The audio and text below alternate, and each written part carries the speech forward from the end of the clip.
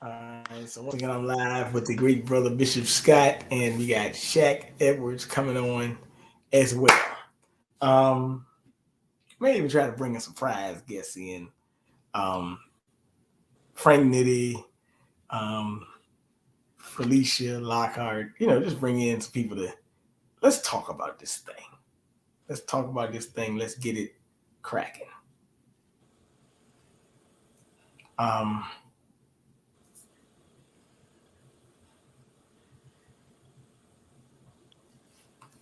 yep. hmm So, yeah, bitch, it's been an interesting day. Had a lot of things going on and things like that, but otherwise, it's been okay. And I found out in that shooting that it was actually two shootings in that same area in like a 20-minute radius. Yeah, I was looking into that, all that too, stuff too. This Oh, you is saw this it? is. I was looking at some of this stuff too. Okay. It's crazy. But Asian on Asian crime. yes, I wonder how the hate bill is gonna, the Asian hate bill gonna be applied here when you have Asians killing Asians. yeah, yeah, Asians killing Asians and stuff like that. Yeah. Look at the outcry and this kind of. I mean, this thing is flashed everywhere. Blacks on black crime, black on black crime goes on every day, and nobody says a word. Unless it's a white cop killing a black man or a woman, no one says a word. But when it's black on black, who cares? They're just killing each other. Who really cares? Asian on Asian, the world's up in uproar, sad, forlorn, filled with grief over this tragedy. But it happens every day in our neighborhoods, whether it be Philadelphia, Richmond, whether it be Baltimore, whether it be Cleveland, whether it be Detroit, whether it be Chicago, whether it be LA, whether it be Watts, wherever it is, Houston, wherever it is, black on black crime, it goes ignored. There's no marches going on. There's no protests going on. There's not much even coverage of it going on. It's every day. It's normal. It's what we expect from them. And so kill on, kill on. The less you are, the better it is. The less you are, the more it is, bitch. The better it is, the better it is. The less you are, the better it is. Kill on, brothers. Kill each other. Kill each other. And then we're surprised when white policemen or white folk kill us. I mean, they have no love for us. They have no affinity for us. If we can't love each other, I mean, why should they love us? That kind of philosophy going on here. So as we're as we're thinking about the deaths, and we let me say this, that no death is warranted. No death is lauded or applauded. Every death and tragedy, shootings, and all of that is a travesty. There's no doubt about it. But it's just interesting how social media, how the public, how the news agencies, you know, deal with things, how they deal with certain groups, as if it's a travesty and a tragedy and woe is me and oh, isn't it awful? Where other groups, well, it's just normal. It's what's expected. Do you expect anything more from them? You know, they ain't nothing but heathens anyway. You, we expect them to shoot each other. That's what's expected. You look at it, the movies. It's always it's always drive-by shootings. You look at the music. It's always cutting somebody and shooting somebody and this and that kind of thing. It's lauded and applauded. And so are you we surprised when it happens? But when it happens in other communities, everyone's sad, and we have presidents talking about it, and mayors talking about it, and governors talking about it, and laws being passed, and actions being taken. But when it comes to us, there's no march, there's no law, there's no nothing. It's just business as usual. It's another N word, dead. And who really cares about that after all? Mm. They don't care if you did, do they? They don't care if you did, do they, Oh, Bishop? no, no. The less the better. The less the better. We're gonna talk about the immigrants. I mean, that's the emphasis nowadays. People coming from other places. Heck with the folks that been here for 500 years. Who cares about them? We're worried about the ones who cross the borders illegally, get off the boats illegally, cross the seas and the oceans illegally. We want to accommodate them. We want to make their lives better. Heck with the folk whose great great grandmothers and great great grandfathers You know built this what? country. I'm glad you said that. Hold tight for a minute. My fourth great grandfather was in the Revolutionary War. Who cares about his? Who cares about his descendants?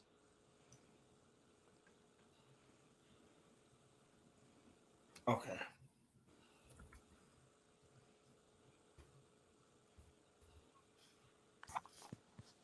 Hold on for a minute. Let me pull this up.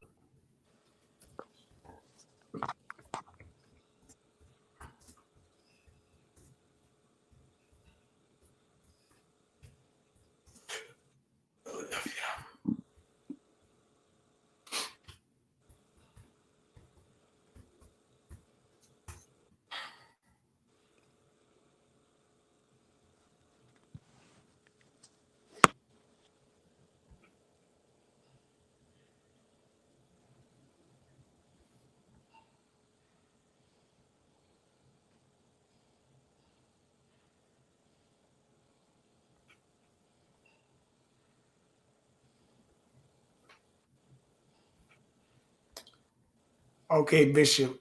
Isn't yours called the Office of Immigrant Affairs? That's right. All right. National Office of New Americans.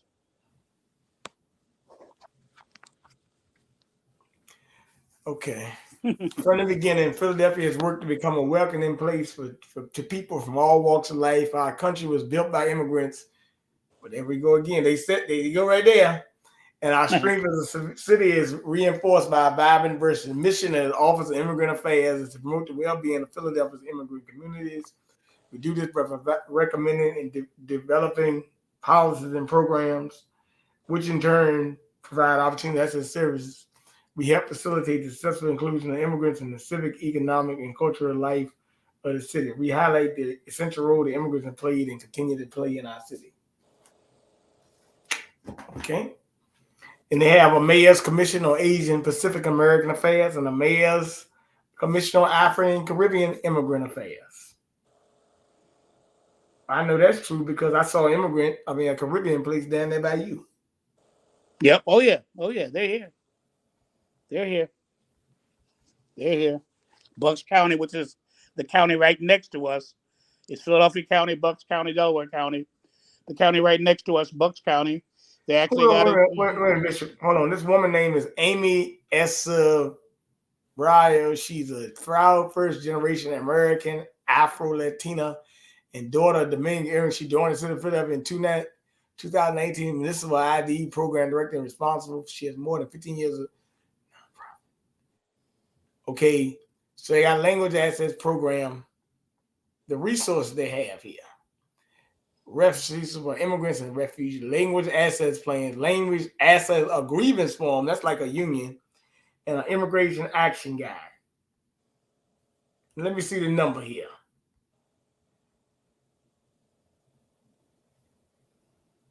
Go back to that number.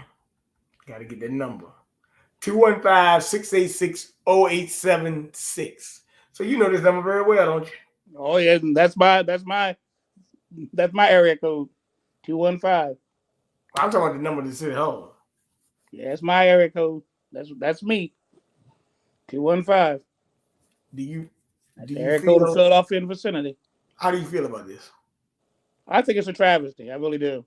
I think it's a travesty that people that come in. I mean, it's the reference, like you said, immigrants built this country. Yeah, well, see, and when they say that, I mean, there are a lot of key words that sometimes we overlook. We're not included in the immigrants.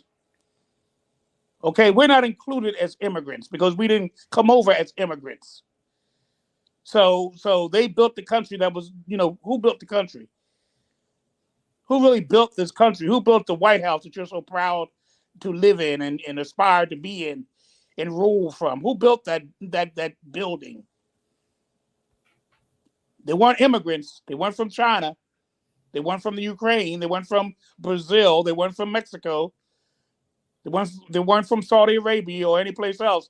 They were from Africa. They were black folk. In other words, people argue about all of that, but let me say they were black folk. They were slaves. Hey, let me tell you something about this. They got places in here where they can apply for permits and everything. I'm going through this whole thing. It's crazy. It's crazy. I'm looking at the National Office of New Americans Act that was passed in the 117th Congress. A bill that was established, and the purpose was to what? To support the integration of immigrants and refugees into the social, cultural, economic, and civic life of the United States. Cultural, social, economic. Let's emphasize that economic and civic life of the United States, to incorporate and integrate. All right. I'm going to Virginia now, right? Yeah. The Office of New Americans in Virginia was established in 2020 to promote the economic and civic success of Virginia's diverse immigrant communities. The office is comprised of Immigrant Service Unit and Refugee Service Unit, formerly known as the Office of Newcomer Services. The office is responsible for the implementation of statewide strategy to provide immigrants with comprehensive assistance related to employment, housing, healthcare, citizenship, education, and other services which they may be eligible. The advisory board advises Virginia's governor on ways to improve state policies and programs to support the integration of immigrants in Virginia. Explore the website to learn about the programs and services offered by the Office of New Americans.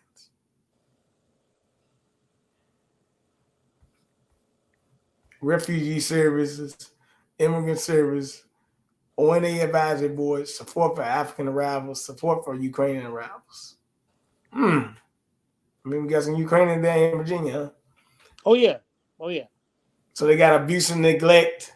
They got assistance, adult services, child support, community support, foster care and adoption, and licensing, child welfare, and all this other good stuff. A lot of things going on here, don't they, be, Mr. Bishop? Yeah, oh, definitely, very definitely. New Jersey has one. Every state in the union, and most of the cities in those states have an office of New Americans. Peace. How you gentlemen doing tonight? Hey, Chaq, how you doing? I'm putting up this Office of New Americans in Virginia right now. I'm looking at New Jersey. I'm looking at Pennsylvania. I'm looking at Washington, D.C. in our Congress, what they did. City of Chicago, they have an Office of New Americans.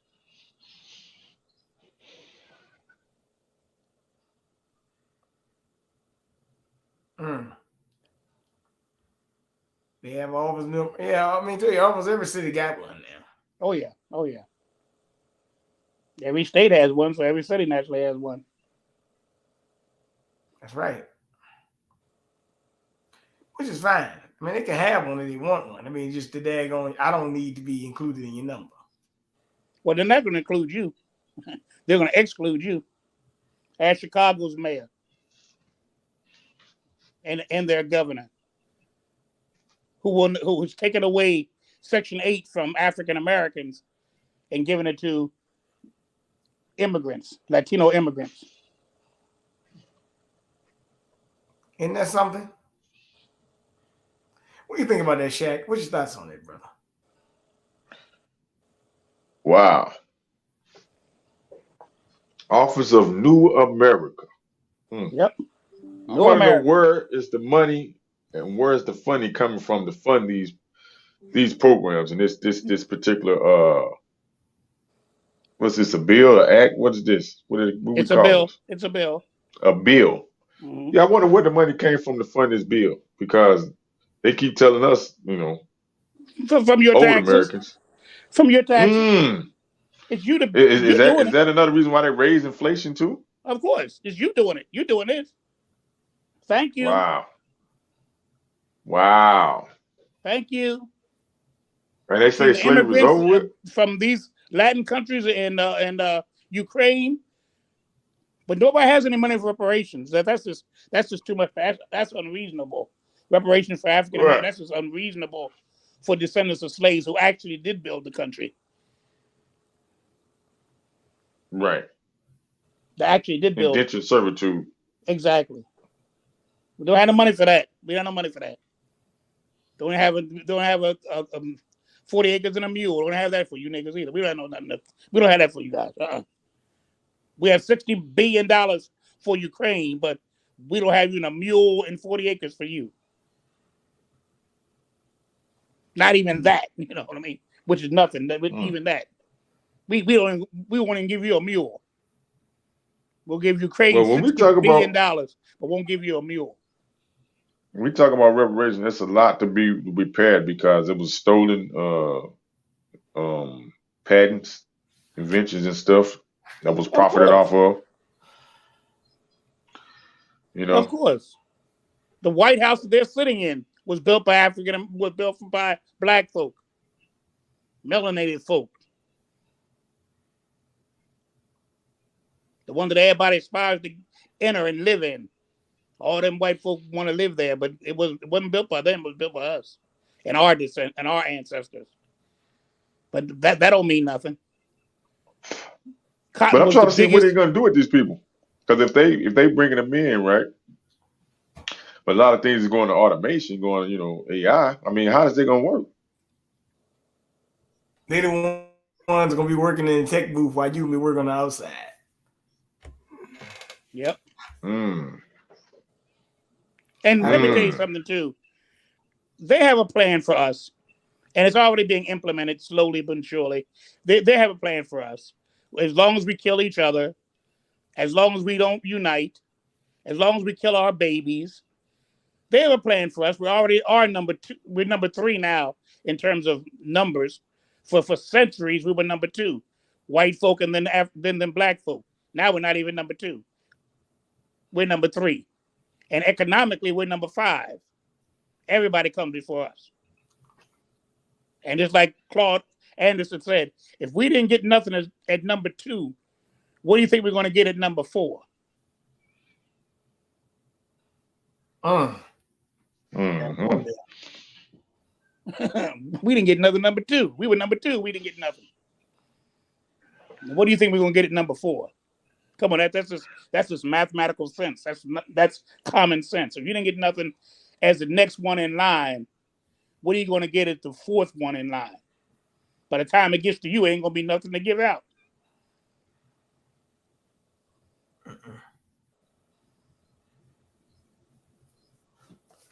Yeah. Yep.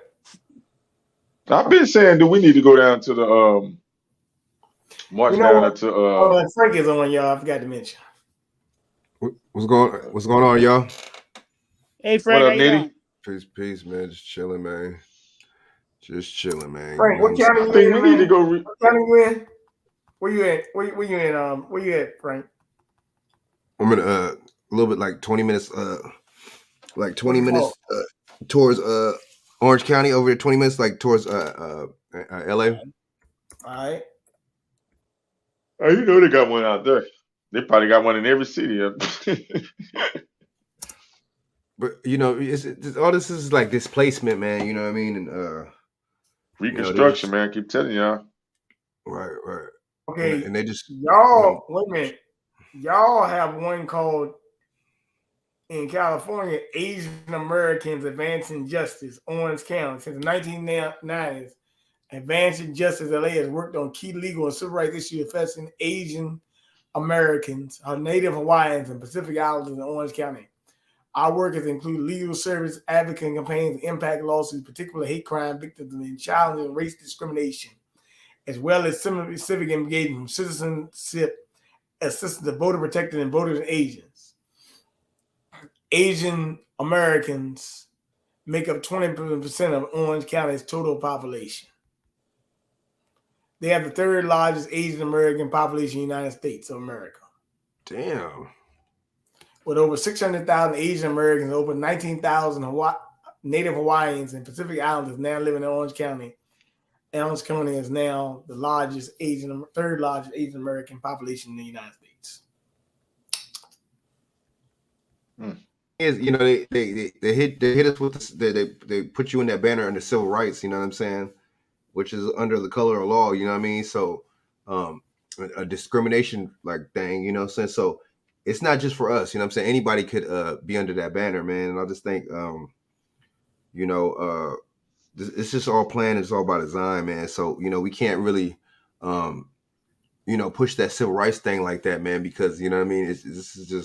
It's just all a setup, man. And it's just like they're doing all this other stuff for all these other groups, man, and making sure they're good, man. And see, the thing is about the difference between us and them, our people or our misleaders or whatever, they're not gonna. I mean, they're not gonna do nothing for us, but their leaders are gonna do something for them all day, So, I mean, they got people to back them up. We don't have nobody to back us up, Who is what is Maxine Waters doing? What is this lady Karen Bass doing?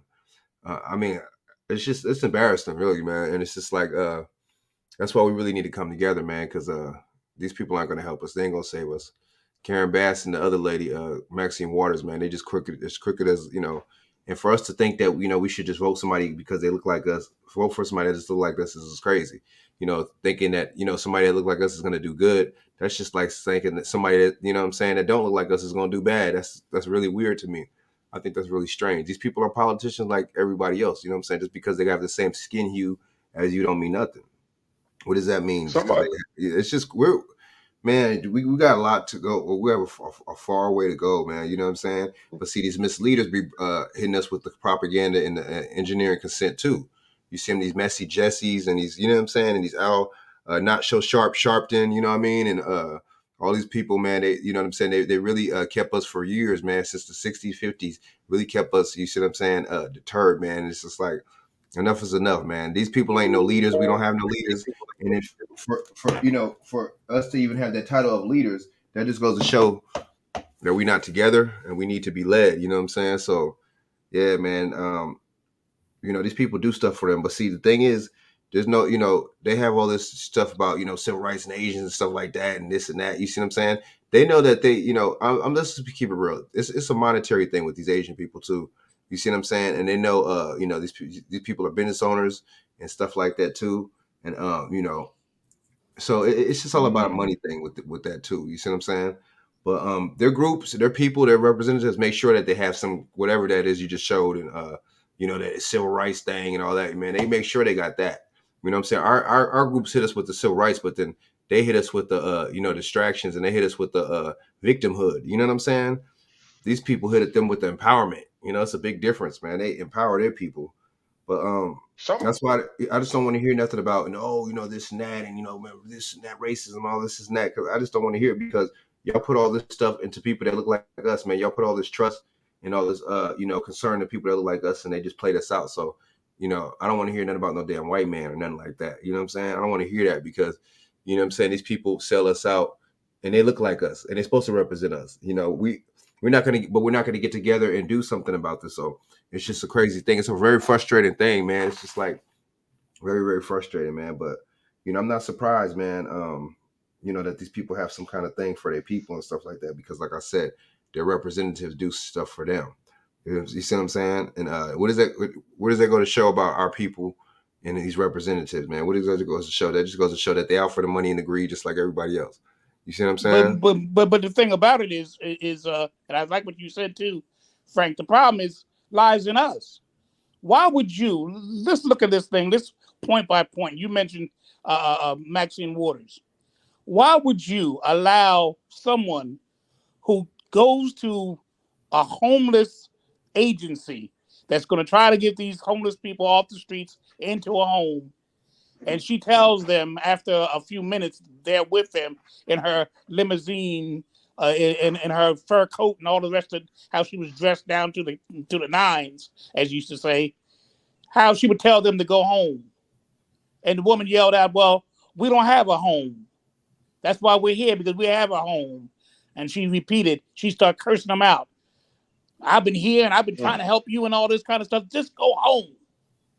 Now she's talking, when she goes home, she's going to go back to a $4 million home. You're going to go back to your box under a bridge or on the highway, by the highway. That's where you're going to go. You're going to go back to the park. You're going to go back to the subway. That's where you're going to go into your home. But yet, what happened in November? She was reelected again.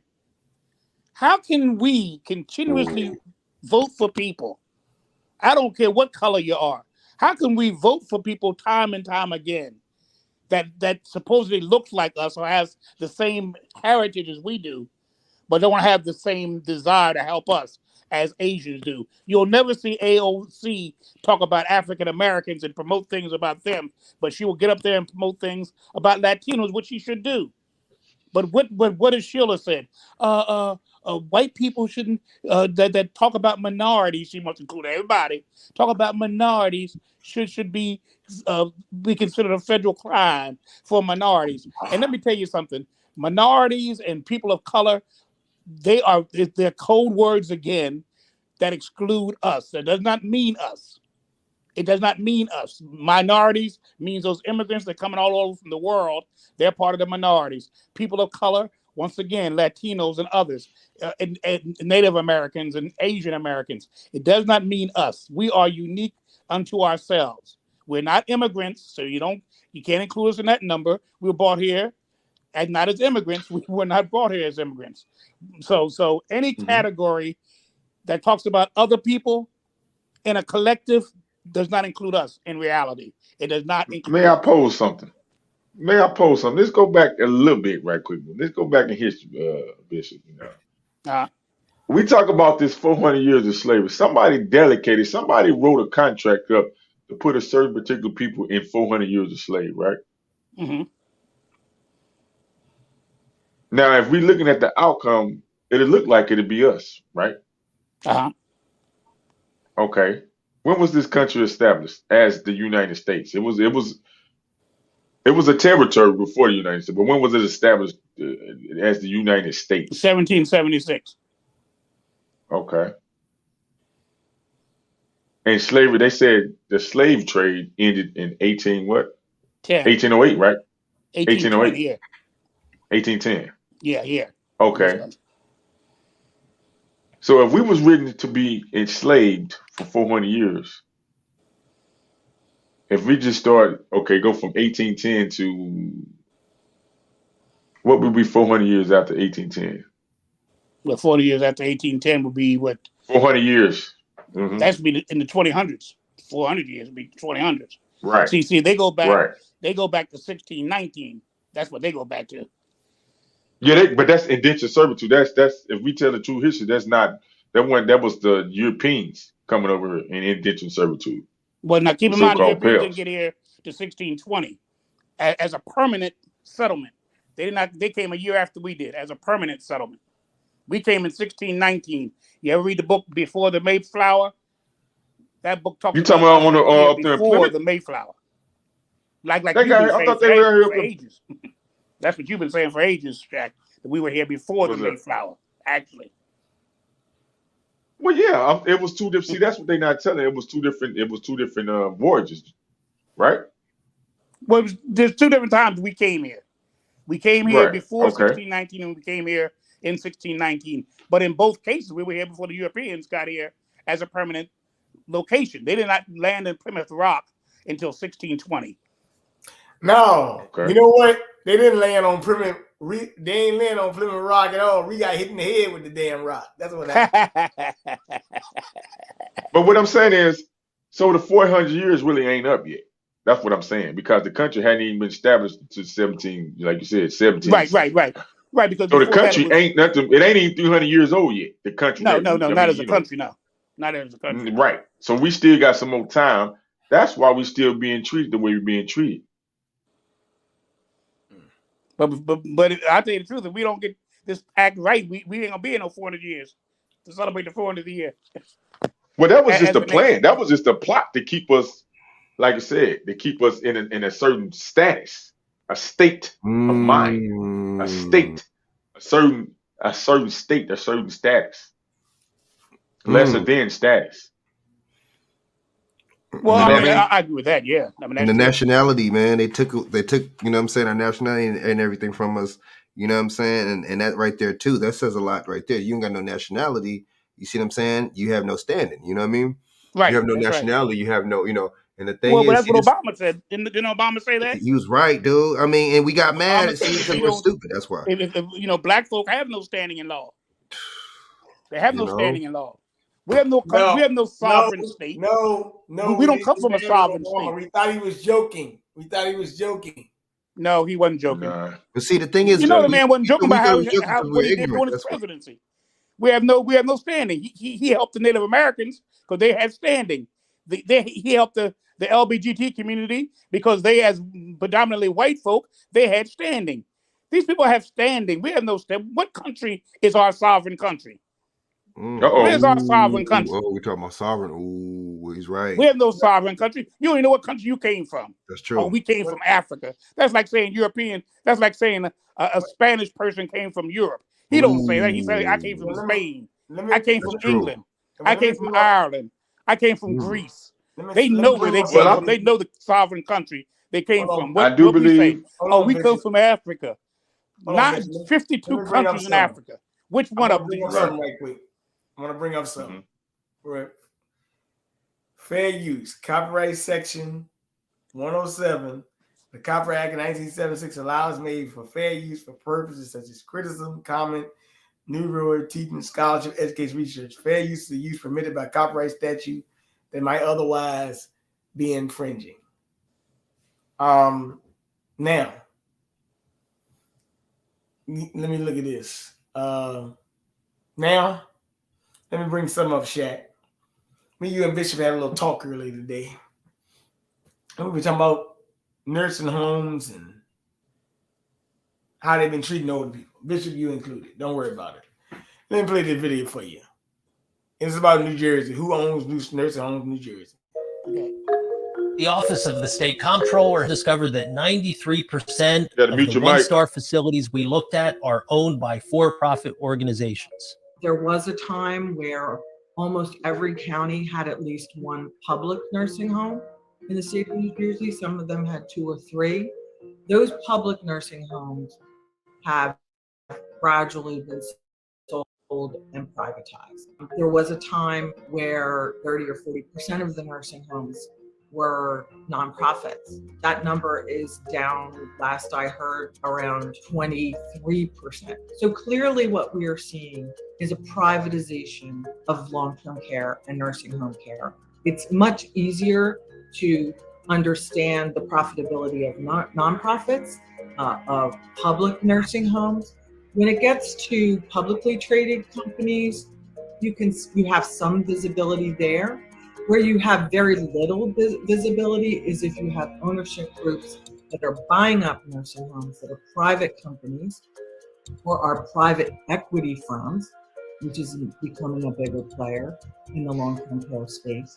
And you don't have visibility into the private company that owns the nursing homes. If you have a growing percentage of the long-term care business that into which you have very little visibility in terms of profitability, that's a problem. What I'm saying is, let's put it all on the table. Let's see the certified financial statements for the ownership groups as well, or for the related parties from which the individual nursing home is purchasing services.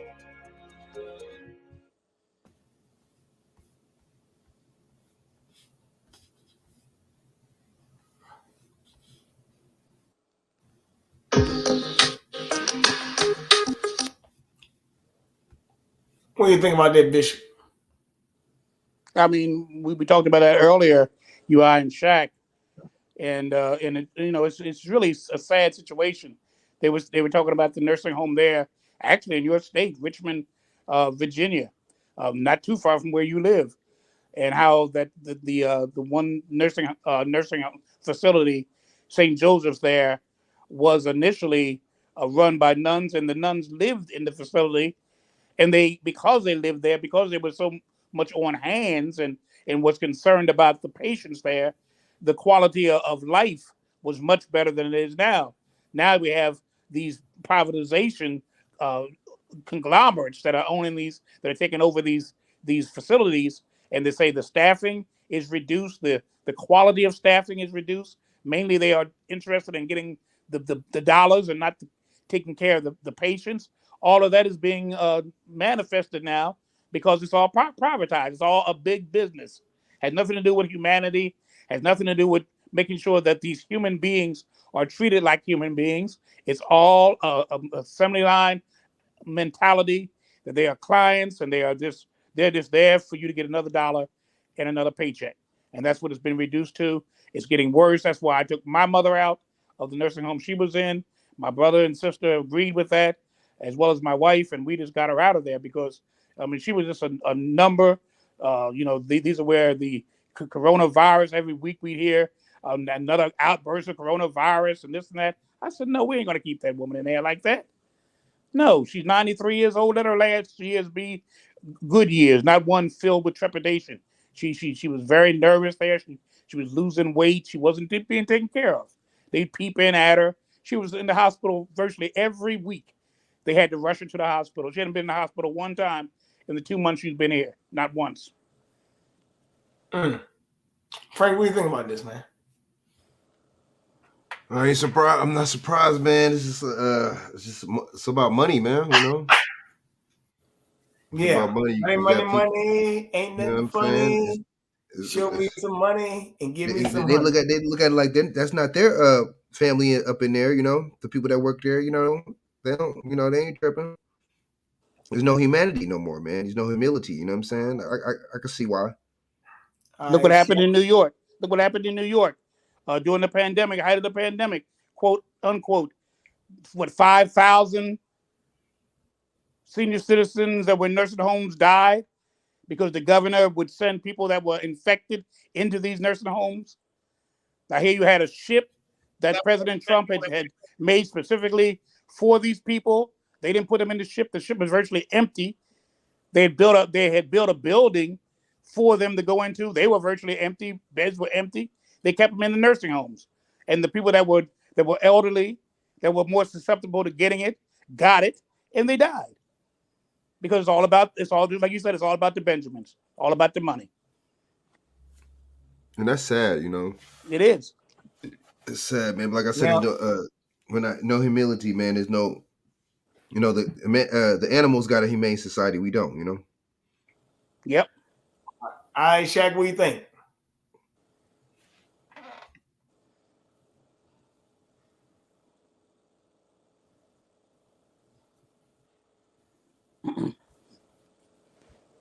Shaq, you there? Maybe we're gonna meet.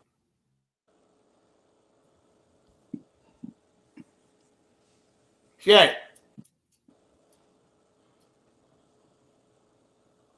Might want to meet or something. Nice. Oh, yeah. Yeah, I'm here. What do you think? What do you think about these nursing homes getting bought up by private equity firms? Yeah, man, it's monopoly, man. I thought we had a government that was supposed to block from monopolizing. That's what they told you, but they ain't mean it. Oh, also I can't monopolize. You know what? Damn, Bishop.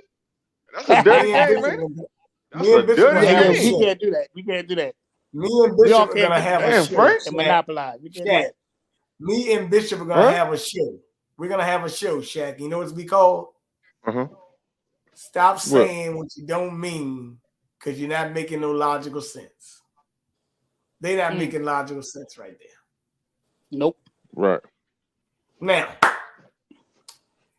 I'm gonna say this is big business, BlackRock, pensions. They also take a lot of people's pensions too, by the way. Be careful. Company taking people's pensions, snatching pensions away. 401ks. Donald Trump told you 401k going down the drain. So the big boys coming to gobble it all up. You know, like they call it the turkey gobbler. They coming to gobble it all up. Suck everything. It's like Robin Hood. They robbing you dry. And they're giving it but instead of taking from the rich and giving to the poor, they're taking from the poor and giving to the rich. Yeah, that's the only backward strategy. They're doing the opposite. Yeah, unfortunately, I'm doing the opposite. Now, What? gotta bring up another topic, even included me today. Let me bring something up, Frank, because we got to get to some shootings, Frank. You know, this is your topic, Frank, shootings. But this actually happened to me today about 6 o'clock. The Richmond Police Department investigating 2 incidents involving 2 people who were shot, one found dead, another found with life-threatening injuries that are believed to be linked. Shortly before 6 p.m. on Tuesday, January 24th, officers were called to 2100 block Kimball Avenue for a reported shooting. Upon their arrival, officers found a man with a apparent gunshot wound and another one dead at the scene. Then there was another call for a reported shooting at 700 block Forest Hill Avenue. When officers arrived at the scene, they found a man with a life-threatening gunshot wound. He was transferred to a nearby hospital for treatment of his injuries. Luckily, the hospital fires right down the street. Now, let me break. Working there, over there, I saw the young brothers running through the woods. I thought they were the ones getting shot at. I come down, and when I come down, I see a body laid in the street in the middle of a parking space, dead on his back. And people were out there were like, "Oh my God, I did hear the shots. That young man is dead." Now, that didn't really, scare me, but it showed me how short life is. You know what I mean? And it also showed me that these young teenagers would kill their own another teenager or another young man like that. What can we do? We gotta stay out of harm's way. You're talking about Antifa burning up Atlanta and all that. Shoot, we burn out our own bridges at home, and they also say, "What good is a prophet if he has no honor in his own home?" And hey, guess what? We can't even have honor with ourselves. We walk down the street no more. So, kind of like a rap there. That's true. You know what I'm saying? These were teenagers, man. And I saw them running, and they ran, and they said, "No, I heard one of them say, "No, let's run this way." So they ran upstairs, ran back. They said, "No, people coming, let's run this way." I heard them talking. They could have actually ran to me. They might even shot me because they thought I could have been a witness, but they didn't see me.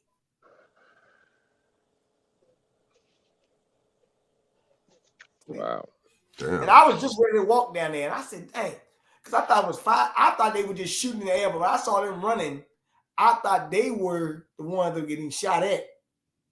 They had to be the shooters because the other guy was laid down in the street.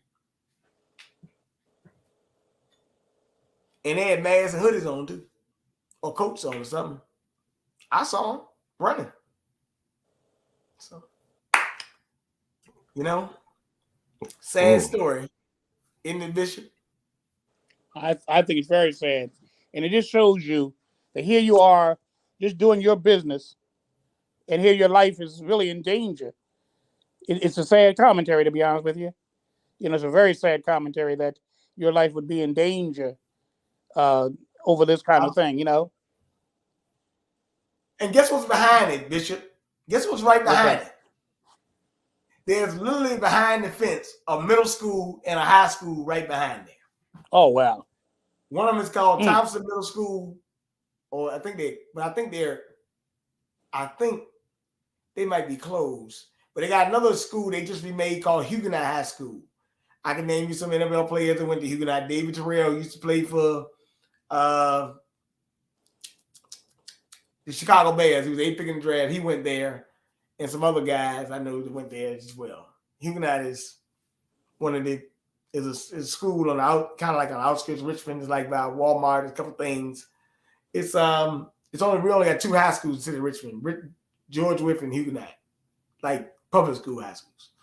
So yeah, but it's right behind the school. Like it's literally right behind the school. And Walmart is on the other side of it. Those kids may have been attending that school at one time or another. They probably did. They probably went in there now. Wow. But Shaq, it go to show you, man, ain't no love in the city, Shaq, ain't it? Ain't no love in the city. It must be something, like I said, man. I don't know, man. We talk about why is the uptick in violence and stuff like that, man. I honestly do believe they've been putting some in the food, man, and definitely in the water and stuff. I mean, even with this outbreak and this homosexuality. I mean, I can recall Dick Gregory 4 or 5 years ago talking about that. Y'all remember back when them scientists and stuff was missing and stuff, and them airplanes was going missing with them scientists on it. He was saying something that they came up with some stuff where they can spray a whole arena and make everybody turn homosexual. Yeah, I remember that. All right, Frank, get ready. It's biological warfare, man. I'm coming to you, Frank. You ready, Frank? You know what, man. You ready, Frank? You know it. All right, this Frank, this your avenue right here. I'm coming to y'all. Don't worry about it. Everybody fair game tonight. Don't worry. Hey, look, Frank. The guy go got over 85 years of savings and service. Monday night, and the big story on Action News is developing smashing in California. Police say 7 people were killed in 2 related shootings at a mushroom farm and a trucking firm. Cameras were rolling tonight as police took a suspect into custody. He has been identified as a 67-year-old who worked for one of the businesses. Police called him a disgruntled worker. Authorities say 4 people were killed at the farm and 3 at the trucking business this afternoon. It happened on the outskirts of Half Moon Bay, which is about 30 miles south of San Francisco. No word yet on a motive. Monday night. So for one, see, they got to get the script ready. There's no word on the motive. And for 2, 7 people, look at the numbers, man. These Masonic numbers that keep popping up. You know what I'm saying? And the other one I reported on the other night, it was 11 people that got they said it was 10 people. You know what I'm saying? And then the next day it was 11 people. Why? You notice in these shootings, there's always a death toll. There's always one or 2, or they'll say a number, and then it'll be like 1 or 2 more people that just pause died. right quick. Pause right quick. I'm gonna say something about it, and you gonna keep on going. 1 second. Just got a report on my phone. Governor Newsom renews call for federal action on gun safety after 2 mass shootings in California. Aha! I told you it was coming, Frank. I told you. I know. I said that the other night too. Honestly, this is how you know these are staged. Nobody really gets shot, bro, and killed in these situations. It doesn't work like that. You stage the event. Actors, for example, on a set, an actor and the people, involved in the cast don't get hurt. It's the same thing with these. It's a crisis actor. This is all fake. It's staged. You know what I'm saying? Look at the numbers. They're telling you that this stage. You know what I'm saying? By the Masonic numbers. And plus, what 60? And don't you notice both these shootings were old Asian men? What the fuck? 67-year-old Asian man. What kind of gun he have? You know what I'm saying? The other one, it was like, he didn't have he didn't have a assault weapon, but at the same time, he had a pistol with with an extended magazine. Where the fuck is the gun at? Back in the day, they used to show you the gun on the news. You know what I'm saying? They'll show you no picture, no gun, nothing, no evidence bag, anything on it. You know, for 2, you see what I'm saying? They yanked them down too, Frank. That's what I'm saying. How did they catch the dude right when the police? So they just happen to catch him when the cameras are rolling. You see, we don't be thinking, man. I'm telling you, dude. We're just so slow, dude. Like, you know what I'm saying? So right when the cameras are rolling, they just happen to catch the dude. You know what I'm saying? And they're like, oh, I remember the other day, yesterday, it was like, oh, we have live coverage, this and that, and it's just like, it's bullshit, man. You know what I'm saying? And then the other thing, the other one, and it's about 2 different locations, right? A trucking firm. A trucking firm? So the guy worked there. Who was a 67-year-old guy? A mushroom farm. What the hell mushroom got to do with this? So, see, we don't do. They'll just tell you anything like that. They'll just throw up any location, and it's really, man. The other one was a place where they were celebrating the Lunar New Year. You know what I'm saying? Something, and then this one was called something Moon or New Moon or something like that. You see what I'm saying? Get it? New Moon. You see what I'm saying? That's what happens when there's a new moon, right, or a full moon. You know what I'm saying? These people tell you, you know what I'm saying? Like they'll tell you, you know, how the script is going by certain things they say about the story. You see what I'm saying? And in the other one, I reported on the other night, they caught the guy then talking about, oh, you know, they killed 10 people, then it was the next day it was 11 people. You see what I'm saying? You know, my thing is that they're saying the same thing too. It's no motive, and see, they can't pull no hate crime, and they talk about the Asian community. What do you mean the Asian community? He got shot by other these two people supposedly. These two incidents were Asian on Asian. So what do you mean the Asian community, bro? What the fuck the Asian community got to do with anything? They see, you notice something? It's never a mass shooting when it's black on black, for so-called black on black, right? And for two, they never talk about how the so-called black community is healing or feeling after that. That lets you know this is just so much staged events, man, that's happening. And then boom, he's talking about getting tougher on guns. I'm telling you, this is all this was. It's just a trick bag. You know, he's trying to get stricter on guns. Dumbass motherfuckers reelected this fool. You know what I'm saying, for another term, just like Maxine Waters. You see what I'm saying? I mean, it don't get no faker and scripted than this, man. You know what I'm saying? Oh, we got to see. Did you hear what to say? Oh, we got to see his motive. What you mean you guys? We don't know his motive. What are you gonna do? Interrogate him? Waterboard him? Hold tight, brother. Hold tight, brother. Hey, hold tight. Let me play one more. Then let Bishop and them go, because I'm gonna play one more and I'm gonna let you come on to the end. I gotta get my party. I'm not a crisis actor, brother. I'm just letting you know how to script work. Hold on, ain't got another one. There's 3 of them now. Don't worry about it. Don't worry about it. Personal price plan. There's 3 shooting go there. It's lucky number 3, right? Just happened to be 3. Like a good neighbor, State Farm is 3 there. in 3 days. That's 33, right? My bad. There is a male suspect that fled the scene and remains outstanding as of this moment. Our very preliminary description has been described as a Middle Asian, and that's from the scene here in Monterey Park.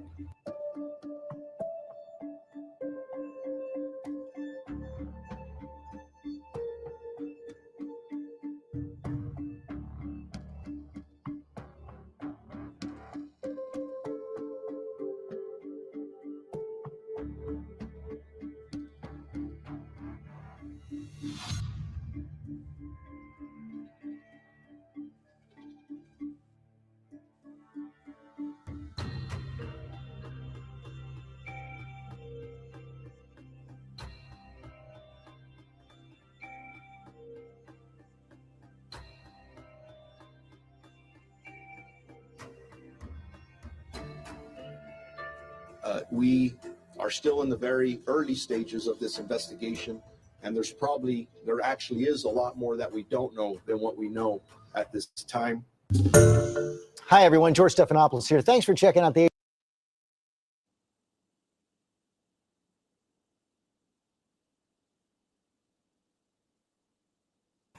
Come on, man. Stop it, man. Come on, man. All right, y'all, Bishop. What do you think, man? Come on, man. Help me out, man. I'm getting goosebumps. I'm laughing, man. Help me out, man. What's up? Well, I mean, I'm always reluctant to say. I see. Frank made a good point that I didn't think about before, but the first incident, the one that the first clip that you just showed here just a moment ago, it happened during the Lunar New Year. Now the second one was the location was called New Moon Park. Now it's just ironic that in both cases lunar is another word for moon, and the second one was in the moon park. You like that, right? You saw that? Yeah, so I'm glad you caught that. You caught that, right? It's an interesting correlation. I hate to say the thing that people aren't hurt because I just don't know. I don't like to say it like that, but I think there's always a plot behind things. I think there's always, because I don't want to say that because if anyone, I would, Lord forbid, if anyone actually died, and I'm saying, well, I don't think if no one died from it. But I will say this, I see a lot of this stuff as being very deliberate. I'll put it like that. And it fits the agenda of this administration. Yeah, I really do. I do think it fits the agenda. They use it to once again promote what they're trying to promote. and Now, it's now no, let me and ask it's you a question really now. Wait a minute. Wait a minute. Wait a minute. Wait a minute. Now, when this first came out, they said white supremacists attacks Asians. But when they found it was Asian, they shut the daggone mouth. Where the Asian hate at? Is that not Asian hate against an Asian?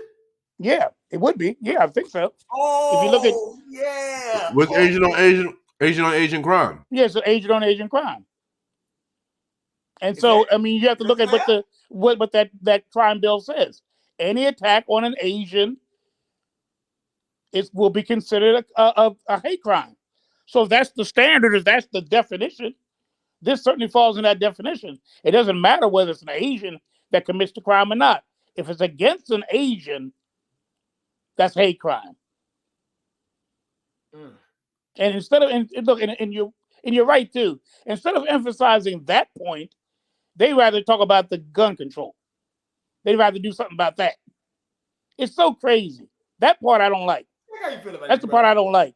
Instead of talking about this bill that's supposed to be protecting Asians and how it applies when Asians hurt Asians, you want to ignore that altogether. That's not even part of the consideration. The governor wants to now bend down on trying to get the gun control acts and get a tighter gun control. That's not even the point. The point is not that. Because if I want to shoot somebody, I'm going to shoot somebody. I'll borrow your gun to do it. So this kind of pressing down on and trying to make the gun laws stricter that's not even the point here. My point is, what are you going to do about an Asian that kills Asians?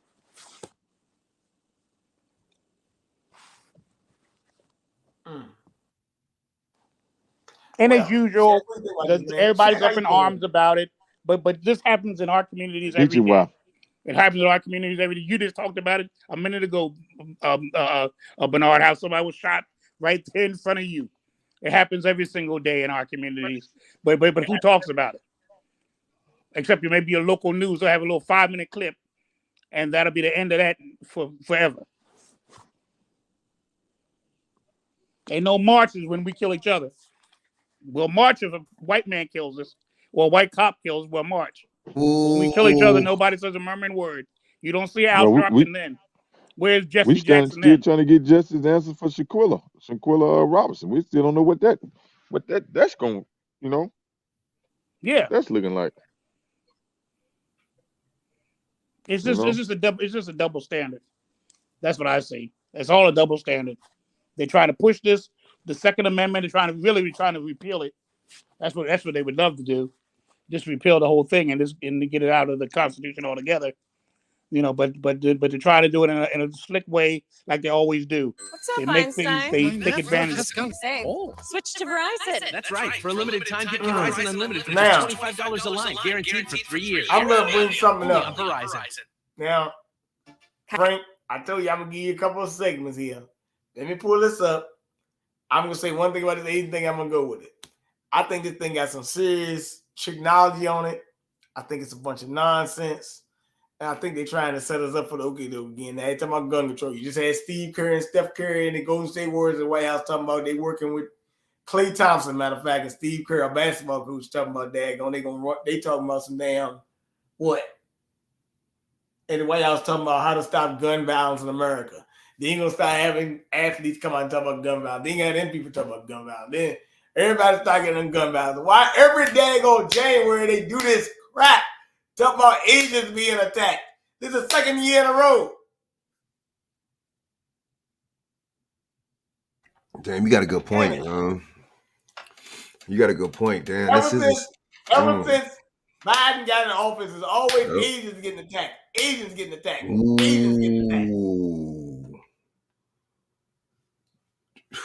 That's a good point, man. I never looked at it like that. Years ago, they pulled that thing in that damn salon where they said people got shot up in that daggone Asian bar, and they said a white supremacist went in there. He said that he thought it was a sex trafficking ring. That's what he said. I like how you said they switched it up and they said it was a white supremacist, right? And they switched it up. You know what I'm saying? See, that lets you know. That guy was 72 years old. What a 72? Bishop, how old are you? What? It's crazy. It's crazy. So it's just crazy. Bitch, you Look, just said look, look, something ago. You ain't think when about they shooting no thought Asian. when they thought That's blacks what were I'm saying. killing, when they thought blacks were beating up and killing Asians, they made a crime bill. Now what are they gonna do about when Asians kill Ooh. Asians? What are they gonna do about this?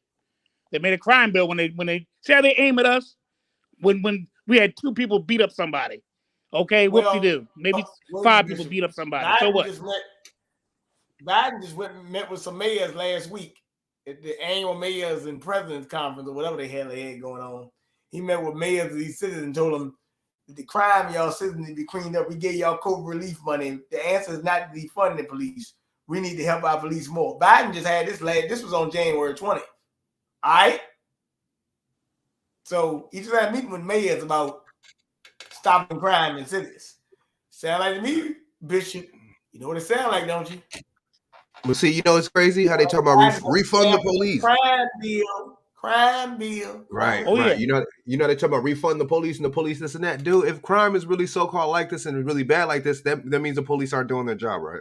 You see how we don't like catch on to shit? You see how we don't we don't put 2 and 2 together and we don't make 4 and shit, dude? Like, you know what I'm saying? It's just like the nursing homes, man. It's a money thing. You know what I'm saying? They work for the municipalities, the police. The municipalities is a corporation. It's because it's a state corporation don't mean it's not a corporation. You see what I'm saying?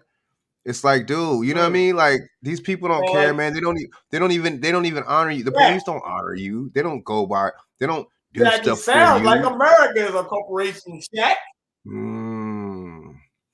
You know what I'm saying? These people don't give Like a damn. America to be a corporation. Police don't Well, give. you know, America is. America is a corporation. America is because who really runs the government? You think it's those They 100 incorporated the senators and those Constitution. Incorporated. 435 congressmen and that man that called the president in the White House? You think they're the ones who really run this government? You really think that? It's the oligarchs. And who are the oligarchs? They are the power brokers. Who are the special interest groups? They're the big money people. That's who's running this country. And as long as they run this country, and as long as we don't point them out and put a spotlight on them, like like I did a few months ago, I named all the oligarchs. I named all the special interest groups. Nobody wants to do nothing about it. We hear it and we keep on going. So we keep on thinking about it's the senators, it's the congressmen, it's the president, it's the vice president, it's the mayors, it's the governors. It ain't none of them. We are a corporation. In fact, we are incorporated. This nation is an incorporation. It's an incorporation. We got bylaws. We call them bills. We call them laws. That's bylaws. Bishop, we about to get into. Hey, look, Bishop. Now let me say something. I done brought out all my topics, right? What I was supposed to bring up, right? Uh-huh. So now we're gonna do some what they call King BJ bonus coverage. We might even get to a little scripture on one thing. There's a lot of things, smoke and mirrors here. I gotta bring up 2 articles, and then I gotta bring somebody to church on the decline, and then we'll wrap. But I want y'all to see this. Bishop, Well, BJ, let me say something real quick about about the last. Go ahead and say it. I'm just about the telling little them last Asian. I mean, about the little Asian thing. No, this is how you know. This is how you know this is stage, right? I'm gonna tell you. This is how you know this is stage, and these are psyops. These are crisis actors. These people get paid to do this, right? You know what I'm saying? For one, did you hear how they said the fire department? Where were the ambulance at, bro? How do you have fire to see? That's how you know it's fake because you fire department came tonight. The fire department ambulance came tonight when I saw that boy on the ground. I knew they were coming. They were coming from but you said both came. In this situation, it was just the fire department. You see what I'm saying? It's just like, dude, just like the Gangsta Boo shooting or the Gangsta Boo, whatever happened to her. There was no fire department. There was no fire. I mean, there was no ambulance. Why in all these scenes? There's no ambulances, dude. Like, it's just police and fire department. What's up with that? It lets you know. It says a lot right there too. In a real scene, I'm sorry, the ambulance is coming. I'm so sorry. So except certain states like New York, like certain states that have EMS, emergency services. But yeah, I mean, that's what it is in our state. You won't right. get the ambulance. You have to call for an ambulance. The ones that when you call 911, it won't be no ambulance will come to your house. It won't be the ambulance. If you call 911 in Pennsylvania, certainly in Philadelphia, I know for a fact, when you call 911, you're going to get the fire department and the police. They'll come to the scene. You will not see an ambulance. Only time you see an ambulance is you call for one. If you call for an ambulance, I'm sick, I need an ambulance. They'll come then. But if it's an emergency situation and you're calling 911 because it's an emergency situation, you will not see an ambulance nowhere around. It'll be either like you say, the EMC, EMSs, the emergency people that are really, the fire department will come, and the police will come. Those are the two groups that'll come to your rescue. You will not see an ambulance not one. And they always say no motive. The motive, because there is no motive, because it's all staged, bro. There is no, that makes sense. There's no motive because it's all BS. You see, it's just Yeah. it's enough is enough, man. But you know what I'm saying? Like you said, Gavin Newsom is pushing something. So there you go. See, and a lot of people aren't going to put two and two together like we just did. They're still going to go with this. It's just psychological warfare, just like what Edward Bernays is doing. Is engineering consent. It's brainwashing. It's propaganda. It's conditioning. You see what I'm saying? It's working just fine too. It's working just fine. You know what I'm saying? Because he pushes some things. Let me bring this up. I want you to see this. This little scary stuff right here, boys. Just hold tight. Kylie Jenner made one wild statement. The beauty guru turned heads while attending the Schiaparelli show at Paris Fashion Week, wearing a giant lion's head attached to her. For the daring look, the 25-year-old donned a fitted black strapless gown with a life-sized fake lion's head across her torso. Kylie later took to Instagram to thank Schiaparelli designer and creative director Daniel Roseberry for letting her make a roar with the ensemble. Quote, Beauty and the Beast, thank you for such a special morning. Wow, I love wearing this faux art creation, constructed by hand using man-made materials. Beautiful, beautiful, Kylie penned. And the reality star wasn't the only celeb that went wild with their looks at the show. Doja Cat showed up rocking a red-hot bustier and knee-length skirt, which she accessorized with 3,000 hand-applied crystals all over her face and body. The makeup artist behind the masterpiece, Pat McGrath, revealed that it almost took 5 hours to apply all the crystals. Quote, Doja's patience and commitment during the 4 hours and 58 minutes it took to create the look with hashtag Team Pat McGrath and I, which was covered in over 30,000 hand-applied Swarovski crystals, was truly inspiring. The final product was a magical memorizing masterpiece and a tribute to Doja Cat's hard work and dedication, the artist wrote on Instagram. It's really no surprise both Doja and Kylie went all out for the show. After all, back in May, Doja looked back at some of her most daring looks with Access Hollywood. Wow. Yes! What do you remember about this one? It's one of my greatest moments. It's Right. not my greatest moment. It is incredible. This was my first carpet moment. We put a bunch of like feather toys on me. Yeah. And we wanted to really run with the cat vibe. I still have those ears. It's a great outfit and I'm very proud of it. However, my legs are ashy, white, ashy as hell. This was Cavalli. We love a bird moment. And I mean, most recently, Grammys. This is everything. This is current. This is where I am. This is mentally where I want to be. And so I'm very happy about it. This is Versace and it's incredible.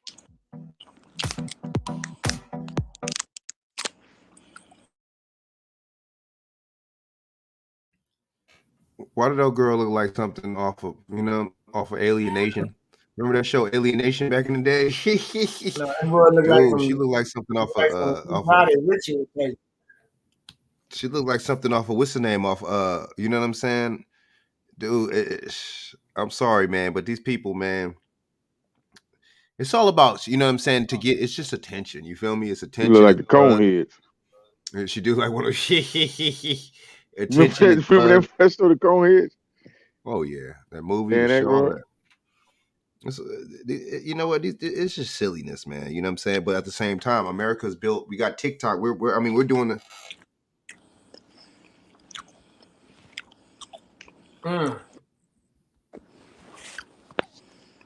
It is crazy, right? This is kind of wild, ain't it? Yep, certainly is. I'm gonna show y'all something a little wilder. Just hold tight, stand by. She had a line. These motherfuckers crazy. She won't with no real line though, goddamn it. All right, let me pull this up for you. Got to show you this. I got to show you this. Just hold tight. If I can find it.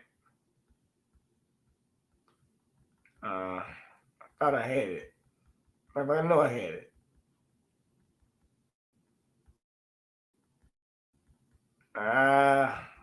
Oh, here it is. I found it.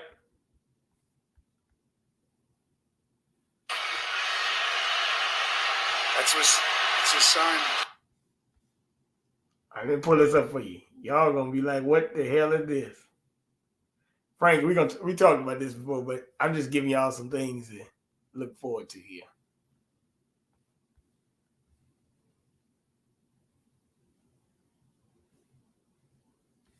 Here, DeMar stood up, right? Yeah, this is it right here.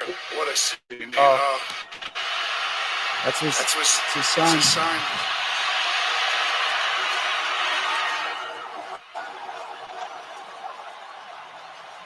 What a beautiful, triumphant story that galvanized this entire nation. Now wait a minute now. Come on now, Frank. Now look, they said this the guy that gonna had the heart attack on the field, cardiac arrest, right? I paused it right there. They say that's a symbol of heart. Frank, what that look like?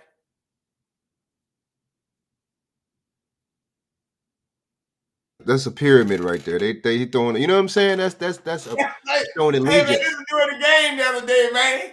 This is during the game, man. Now look, now I'm asking you a question. They said this guy had a miraculous recovery. Frank, if you were the cameraman, you would want to get the interview of the century to interview this guy. Wouldn't you? Oh, yeah. They didn't interview him. They didn't ask him no questions. They said, this is him, a man with a mask on. And if they got oxygen, did you see an oxygen tank on that man right there? Nah. Who is that international mystery man? Or that American, whoever that mystery man is. And how did they put up the threes, and I saw him put up the pyramid. So I said, wait a minute. Frank, are they flashing symbols right in our faces? Oh, yeah. We're not going to catch that. We're not going to catch it, though, because cats, we're not going to catch it. Cats don't, we don't do the gematria. We don't do the numerology. We don't do none of that. You know what I'm saying? We do TikTok, though. We do TikTok. We do Love and Hip Hop. We do Basketball Wives. That's his sign. He said that's his sign. He said that's his sign, though. That dude, he lying. It's bad. But what I'm saying, if you want me to leave something, why didn't you interview this guy? Right. Now, I just saying they just pulling some tricks on the ass, and then they're saying conspiracy theories are asking questions, doubting it. Then they write, they go write this story that conspiracy theories don't believe it's him, blah, blah, blah. Oh, who gives a shit? But see, the CIA made up that term, though, conspiracy theorist, though, so it's just like it's really a slippery slope when they use that word, you know what I'm saying? It's just like, it should try to deter you. Oh, conspiracy theories. You see what I'm saying? It's just to try to deter you and trying to throw you off from what what you really know, and from them trying to make it seem like you don't know what you know. Trying to, you know what I'm saying? Trying to distract you from what you know and the truth. You see what I'm saying? And come on, you the three and the pyramid. Like, damn, what else is he gonna throw up? Fucking 666 or what? What's the next thing he gonna throw up? You know what I'm saying? I don't get it, man. You didn't see it? But wait a minute, Frank, go back. He threw that up. What are you talking about? He did that. Look at it. Stood up, right? Yeah, he did. This is it right here. What a scene. Oh yeah, he did. Oh, there you go. It's his sign. You're right. My bad. Yep. Let's see. What a beautiful, triumphant story that galvanized this entire nation. Here, and DeMar stood up, right? Yeah, he did. This is. He put it up. My bad. Well, there it is. It just don't get. We just lost, man. You know what I'm saying? We just lost. Man, these people do it right. But see, Bishop, imagine what type of other stuff. Hold on. Don't mind. Don't mind me and Frank for asking questions. Okay, we just ask some questions. You don't mind. Oh no problem. I'm listening. I'm learning. So I always like learning. Shaq, you ain't mad me and Frank ask some questions, are you? We just asking some questions here. Just everything don't seem right here. You know what I'm saying? I mean, some things seem amiss. That's all, Shaq. Don't worry about it. Say that again. You ain't mad at us asking no questions, man. Don't matter us being no conspiracy theories right there. You know what I'm saying? Do it. We just asking some questions. Something don't seem right with this picture, man. You know, man, dude, it's just, man, but see, that makes sense. Celebrities celebrate, right? You know, those are the people that we want to celebrate. You know, internet influencer, you know what I'm saying? Social media influencer. These people are supposed to be influencing you. I mean, I see why, dude. Why are we not mad at that term influencer, dude? Like, why are we not mad at the fact that these people are, you see what I'm saying? They're basically, taking us for idiots, man. You know what I'm saying? I'm an influencer. So you're the influencer, and you're influencing me like I'm a child or something, bro. Like you know what I'm saying? Like I'm just that ignorant, bro. Like, we're just like during the time with the COVID stuff and the jab time, there was literally paying influencers to coerce you. I mean, dude, social media, it has its good things, man, but it has a lot of bad things to this, dude. It's a lot of bullshit to it, man. I ain't gonna lie. You know what I'm saying? Just like how we use TikTok. The algorithms Hold it, Frank. Hold it. I gotta pull this up. Mm-hmm. Frank, I gotta pull this up. For just $25 a line, guaranteed for 3 years. I'm going back to it, Frank. Only on Verizon. We now know the names of all 11 people who died. Wait a minute there. Hold on, Frank. Hold on. Let me pull this up, man. Let me pull this up, Frank. I gotta help you out, man. Bishop, look here. I'm gonna pull this other topic up right quick. Hold on a minute. But I'm gonna pull this up with Frank, because Frank did ask me something about this, and he said something about it earlier. So I just want to make sure I give him the right research. Here you go, right here, Frank. In the Monterey Park mass shooting, names of all 11 people who died in the Monterey mass. Today, we remember the victims. Welcome back. I'm Mark Brown. I'm Giovanna Law. You're watching Eyewitness 5 live on ABC7, Hulu, and wherever you stream. Friends and family are speaking out about the lives lost in this weekend's mass shooting in Monterey Park. The Los Angeles coroner's office identified all the victims. Eyewitness reporter Rob Hayes live now in Monterey. With more about the 11 innocent people. Rob? Well, Mark, we have a candlelight vigil here that's set to begin any second now. You can see a large group of people has gathered here. Monterey Park City Hall, a place where the community has created a memorial that continues to grow. 11 hearts stand here, and we continue to learn more about them. With the release of the full victims, the world is finally seeing the faces of those lost to the violence. It's a collection of people who were settling into what was supposed to be their golden years. People like Yu Kao of South El Monte. Kao's dancing partner, Shally, says he saved her life by using his own body to shield her from the shooter. Neighbors say the 72-year-old Kao lived in this apartment complex for more than 20 years. It's just hard right now because obviously, it's someone we know and we've known for a long time. Ruth Ortega and her father just found out today that he was killed and said Kao was a kind person with a green thumb who loved his plants along with all his neighbors. He kind of kept to himself, very nice and just, always helpful to everyone.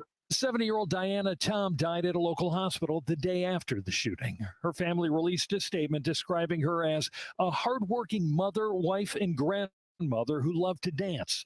To those who knew her, she was someone who always went out of her way to give to others. Also killed at the dance club, 68-year-old Valentino Alvaro. His family shared these photos of Valentino, writing, "He was a loving father, a dedicated son and brother, a grandfather who loved his 3 granddaughters fiercely, an uncle who loved his nieces and nephews like his own. He loved ballroom dancing. He loved his community and was the life of any party. Back here live, the candlelight vigil just getting underway. More people continue to show up here with their candles. It is just outside Monterey Park City Hall. It is designed to honor those who died in that shooting, as well as to help the community heal. Reporting live in Monterey.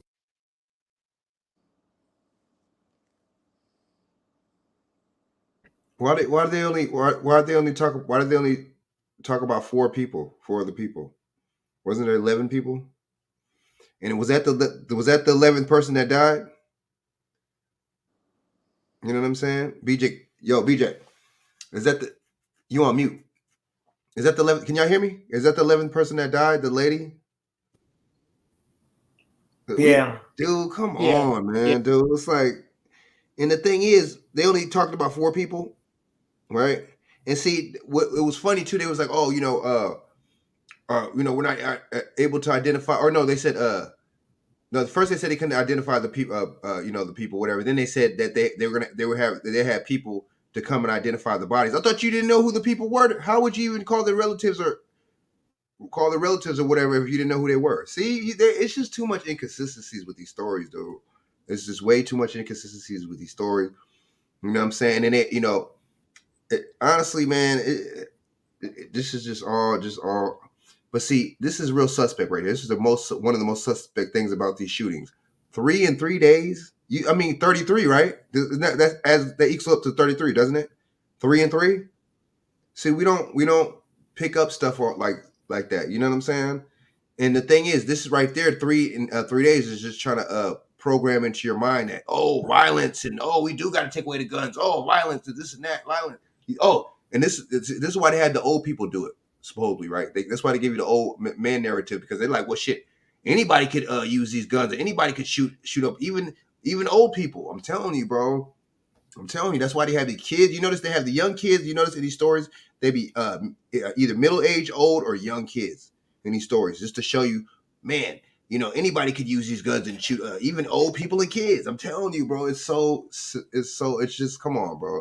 What they do, they just switch up the scenario. It'd be the same thing. It was just different people and in a little bit slight different scenario, but the stories be the same. And it's always, we don't know what the motive is. We could still try to find out what the motive is, because it's not. There is no motive. But we know what the motive is. What these people are doing, pushing these stories. Guess what? And gun control. Hey, stop Asian hate. Getting bills and laws passed. Right. Isn't that the plan? Now look. Guys, I got one more good thing to bring up. Shaq, I'm coming to you right now. And then Bishop, I'm coming to you last. Oh, there it is. I know what it is.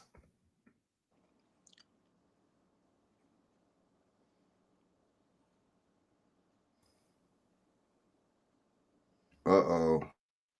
You see it? Oh, mate. Oh.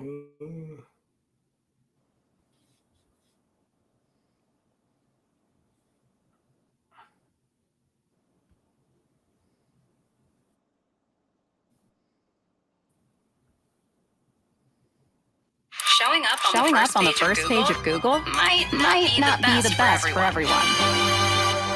A mural depicting Kanye West district has undergone some changes. Became unhappy with the rapper and singer after he made anti-Semitic comments. Jeff Patrick would report on what inspired the replacement art.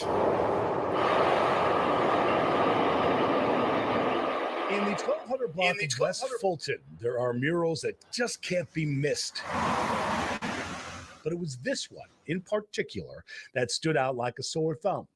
Chicago area native and internationally known artist Kanye West, who goes by Ye days. But what was originally a nod to Ye is more of an homage, became a redirect after a series of anti-Semitic remarks he made that sparked outrage. I'm a street artist and urban planner. Chris Evans conceived of the mural after a friend of his who works in California worked on a project with Ye earlier in the year.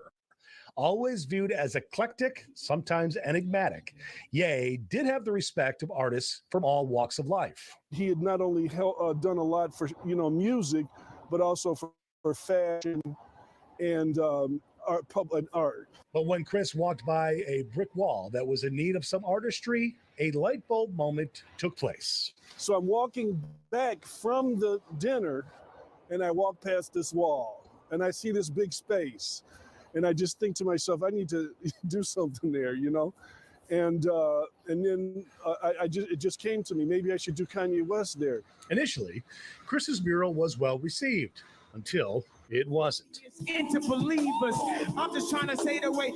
When Ye began making anti-Semitic social media posts, shared anti-Semitic conspiracy theories, like questioning the Holocaust actually happened, and threatened violence against Jews, all while declaring a run for president in 2024, the tide turned. My wife being Jewish, I was done with Kanye West. Broke with free speech and all that. He had, crossed over into extremism. It was about that time Rabbi Avraham Kagan took his work. My mentor, Bavitcher Rebbe, of blessed memory, always taught us to act in a positive way. His congregation is Chabad of River North at Fulton Market. The rabbi reached out to Chris and overclashed a plan to fight hate amid the backdrop of Hanukkah. Let's fight hate. And as we were discussing, the consensus was Hanukkah is all about light and spreading positive. And that was the perfect remedy, they thought, to paint over Ye's wall with the message of light from a rabbi who founded Chabad hundreds of years ago. It's very well received. I'd echo what Chris said. I've been getting emails, and what's been most heartwarming is I got an email from a couple of parents saying, Rabbi, I want to say thank you for sharing a positive message on this whole situation. It's something I feel I can share with my kids. And a promise among these two new friends to keep working together to spread the love. And basically just saying that rabbi, somebody, they had some artwork and the rabbi got upset because of Kanye West making anti-Semitic comments. That's really what happened. So they still on it a little bit, So publicity stunt. Publicity stunt. This is a damn publicity stunt, man. You painted the damn wall. Who's to say, you know what I'm saying? That you see what I'm saying? Who's to say that they didn't cover it up that same day? Talk about, the rabbi, this and that. Why did you even paint Kanye in the first place? And then it's just how you know it's fake. Because it's a publicity stunt. He's just said, yeah, this and that. Oh man, Kanye is gonna help all types of people, in the community. But then you say that your wife is Jewish and you had a problem with it. Which one is it? For the second time this month. Wait a minute, Frank. Where's Palm Beach County? Is that in California? Palm Beach, that's Florida, isn't it? Oh, my bad. Okay, my bad. Watch this. Just coming back to you.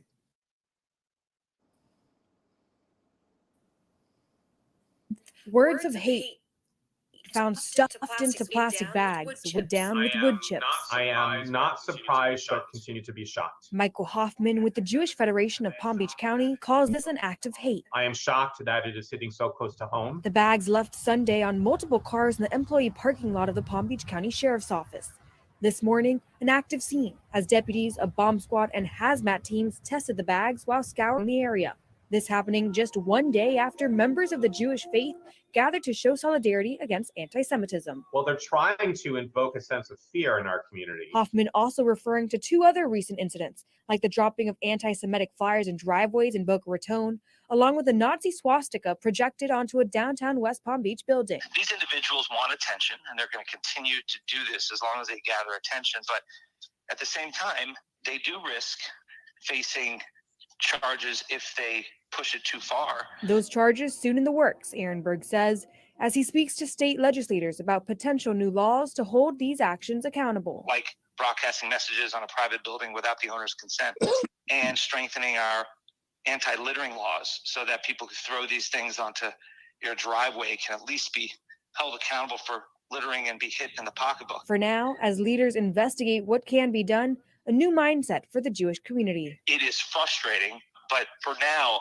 the proper response is for the community to come together like we did last night, to send the message that hate is never acceptable in Palm Beach County. In Palm Beach County, I'm Brianna Nussbaugh, WPT News. Channel 5.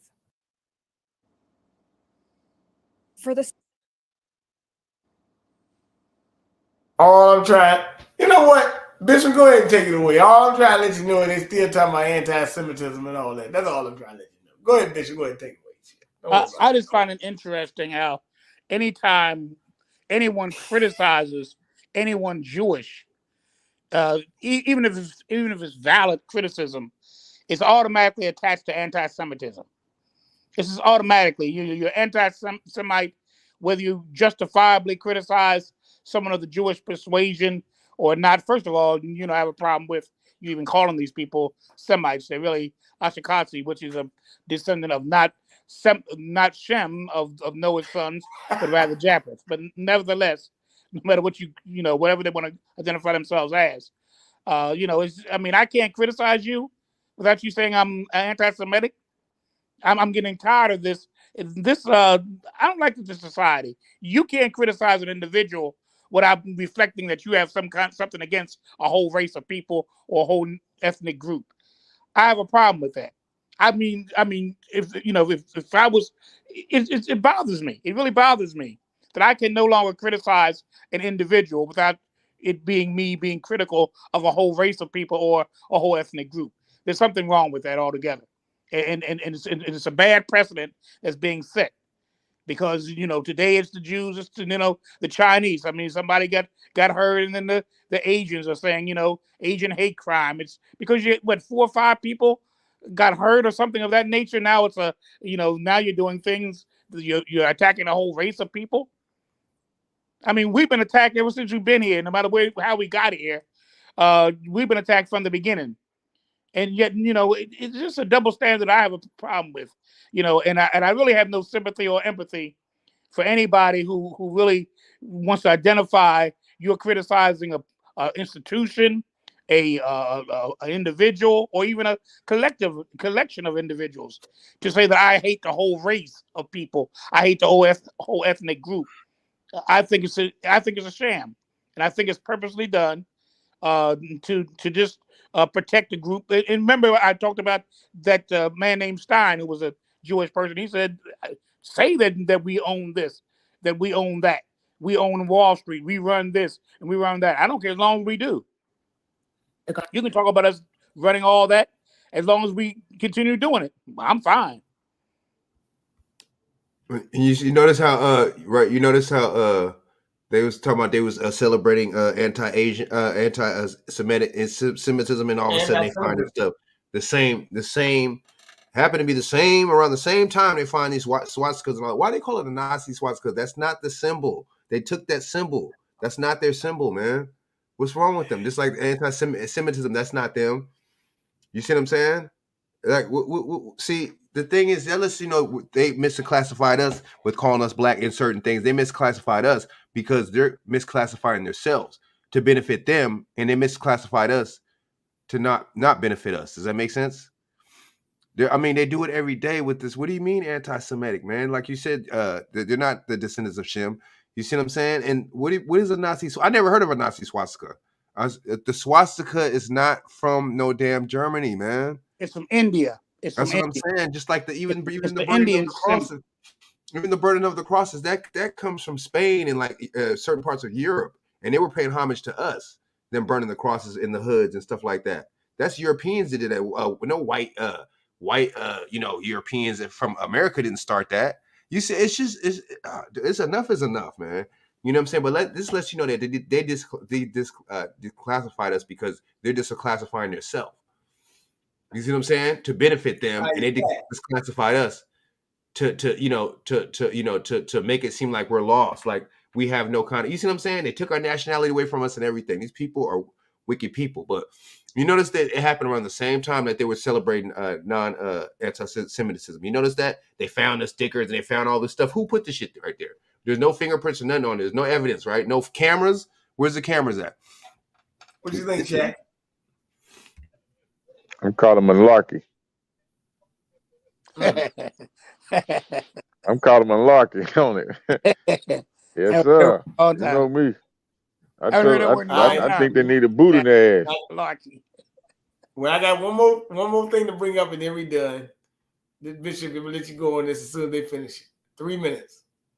Guardian put out an article about churches being on the decline, U.S. churches being on the decline. And I can see that the trajectory of the church is also helping to create the trajectory of women and the birth rate and the marriage rate. It's all going hand in hand. Churches are closing at rapid numbers in the U.S., researchers say, as congregations dwindle across the country and a younger generation of Americans abandon Christianity altogether, even as faith continues to dominate American politics. And basically, the COVID-19 pandemic kind of exacerbated this. The situation means some hard decisions for pastors who have had to decide when a dwindling congregation is no longer sustainable. About 4,500 Protestant churches closed in 2019. The last year data is available, with about 3,000 new churches opening. It was the first time the number of churches in the U.S. hadn't grown since the evangelical firm started studying the topic, with the pandemic speeding up a broader trend of Americans turning away from Christianity. The closures, even for a temporary period of time, impacted a lot of churches. People breaking the habit of attending church means a lot of churches had to work hard to get people back into attendance. The last 3 years, all signs are pointing to a continued pace of closures, probably similar to 2019 or possibly higher, as there have been a rapidly rise in American individuals who say they are not religious, me being one of them. Protestant pastors reported that the typical church attendance is only 85% of pre-pandemic levels. COVID-19 may have accelerated the decline, but this trend has been on the rise for a while now. I have definitely noticed. Okay, in this survey, they found that some people stop going to church because of college or jobs. But some of the other answers are not so much logistics. One of the top answers was church members seem to be judgmental or hypocritical. The younger generation just doesn't feel like they're being accepted in a church environment, or some of their choices aren't being accepted by those at church. About a quarter of the young adults who dropped out of church said they disagreed with their church's stance on political and social issues. Since the 1990s, large numbers of Americans have left Christianity to join the growing ranks of U.S. adults who describe their religious identity as atheist, agnostic, or nothing in particular. This feels like patriarchy coming to an end, coming to a close finally, because patriarchy has used religion to reinforce its tenets. Women aren't being shamed and controlled, and it's not as strong as it was before because we're leaving the church. Wait a minute. Now let me bring up something with that. All right. Now I wanted to get that. I ain't got no problem with you saying, but you heard that word she said, patriarchy and women. You heard that, right? Now, what she's saying, a lot of it is true, but the only problem is she's speaking from a matriarchal, probably also like a BLM type of standpoint. When she talks about patriarchy coming to an end, I know what she's trying to say. What she said, the article is right on a lot of things she's saying. But when she talking about that patriarchy is coming to the end, all that, she getting on that BLM stuff. I'm just pointing that out to you.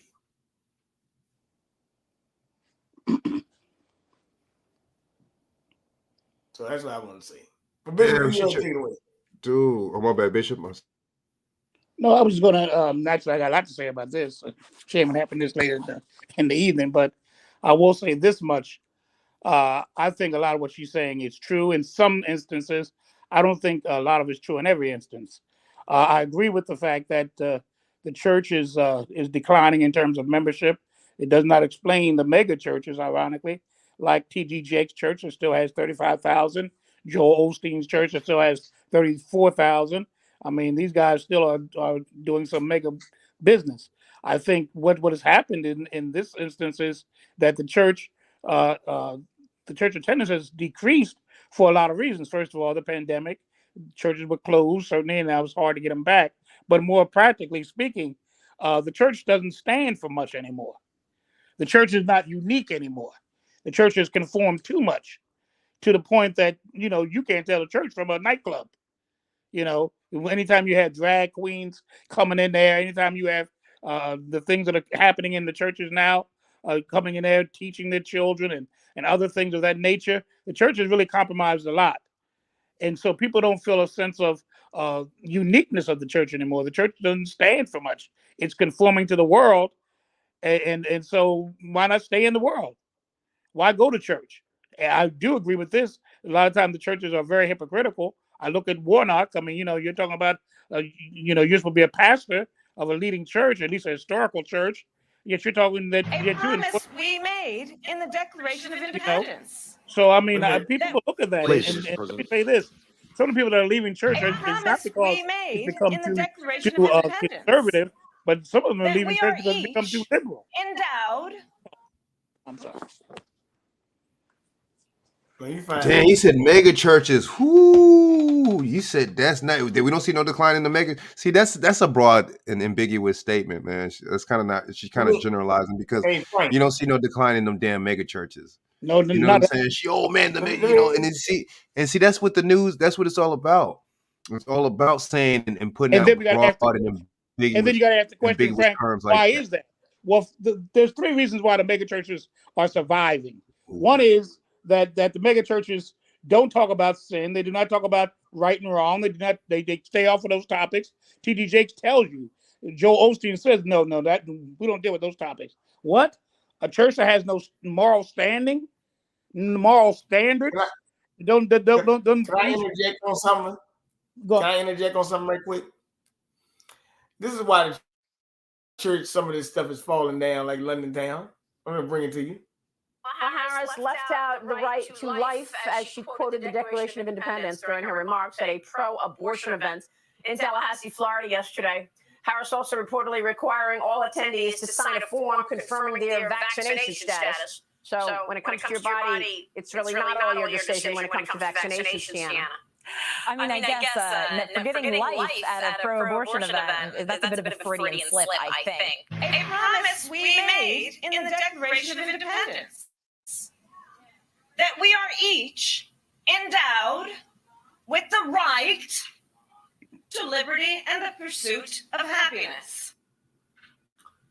Yes, that is the Hot Topic Buzz. Vice President Kamala Harris left out the right to life. Richard, what do you think about that? She left out the word life, liberty, and the pursuit of happiness. She did say liberty and the pursuit of happiness. She did that on purpose. Life is the issue that they are contending with. I mean, when does life begin? I mean, we who are pro-life think it begins its conception. So you just leave the controversy. That's what Kamala is good at this. She leaves the controversial stuff out. And she sticks with the thing that everybody agrees with.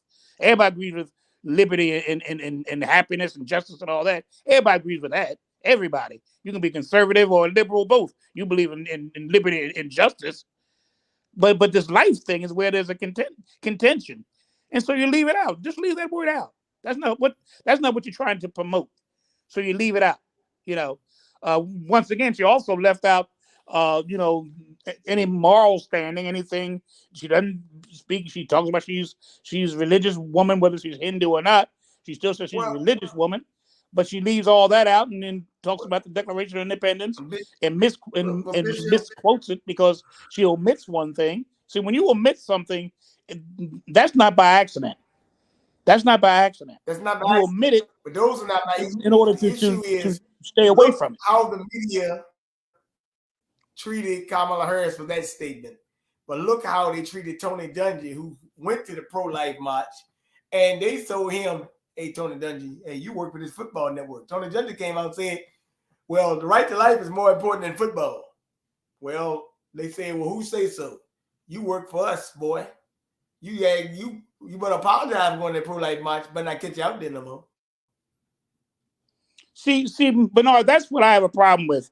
And we were talking about it earlier, but I didn't say this when we were talking. These people who have power, who get money from the system, who get position from the system, they compromise what they believe. They have to. They apologize. They back up. They concede. They acquiesce. They turn the other cheek and all that kind of stuff because their livelihood depends on them. So if you want to stay a football coach, you better do like we say, boy, like you just said. What did that Skip says to Shannon? He tells him the same thing, Shannon Sharp. Really, in essence, he's saying to him, stop what you're doing, boy. You know, that you ain't as good as this white boy. You know, you retired at 35. You stayed started until as my 45. college project. But I like what they said about And we know how that. to sell You know, our wheel covers well, all around the world. a quarterback can last longer than a defensive player. Just be real. I mean, a quarterback can last for a long Let me time. play this for you. Yeah, go on. Let me play this for you. Go on. And then on 34 seconds. New tonight, former Colts head coach Tony Dungy is apologizing after a controversial tweet that sparked a backlash. Earlier this week, he came under fire for a tweet many called anti-LGBTQ. It was in response to a proposed bill in Minnesota that would require menstrual products in boys' bathrooms in schools. Well, Dungy's now deleted tweet pushed a false conspiracy theory about transgender children. Today, he posted an apology saying in part that as a Christian, he wants to be, quote, a force for love to everyone. Backed them in the corner, didn't they, Bishop? Backed them in the corner, That's a didn't bunch of bull. What? So we're supposed to love wrong? We're supposed to love evil? We're supposed to love immorality? That's what we're supposed to love? Come on now. Where does love? See, that's what I'm saying. This forgiveness, turn the other cheek, love everybody. You know, Christ said love your neighbor. He didn't say hang with him. He still criticized the money changers, didn't he? When that money changer turned over the temple, whipped them out of there. And he still loved them. He died for them. But he didn't stand for the wrong they were doing. Come on now. Come on, stop what do you this think, stuff Shaq? about love. Shaq, love, what do you think, love. Shaq? Hold on, Shaq. Getting a little hot in here, man. I'm burning up, man. What do you think about how they treating Kamala Harris and how they treating Tony Dungy? You see the contradictions here?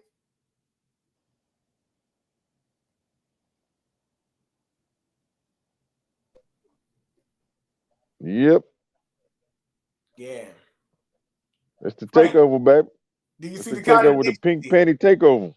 It's the pink panty takeover. The Skittles crew is they waving their flag, man. You know what I mean? Well, Tony Dungy waving the And white flag. And they antagonizing heterosexual people, they man. all? At this point, Don't they all? What's that boy's name? Cannon. Didn't he wave the they white flag? antagonizing us, Cannon? dude. They Did love it. They Cannon love wave it. the white flag? He told the truth, but he waved the white flag.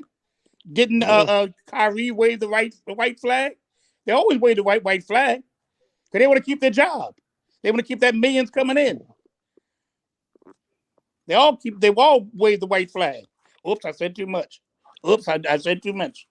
Oops, let me back up. Sometimes you got to lose in order to gain.